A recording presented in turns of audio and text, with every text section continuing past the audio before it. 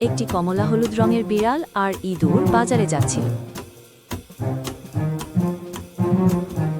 যাচ্ছিল। হঠাৎ করে তারা দেখতে পেল একটি দোকানে পনির বিক্রি হচ্ছে। তাদের খুব লোভ হলো।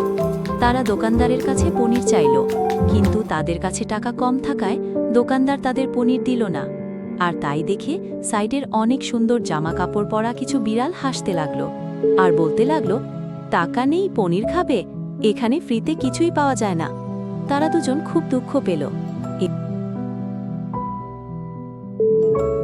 এবং চলে গেল একটা নদীর ধারে।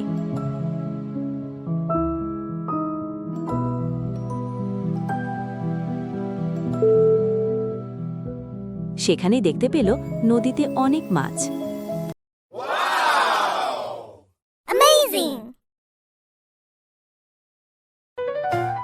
তারা দুজন একটা ঝুড়ি জোগাড় করল এবং নদী থেকে অনেক মাছ ধরল।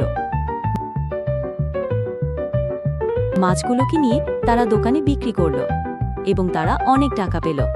তারপর সেই টাকা দিয়ে তারা পনির খেল এবং কিছু টাকা তারা নিজের কাছে রেখে দিল।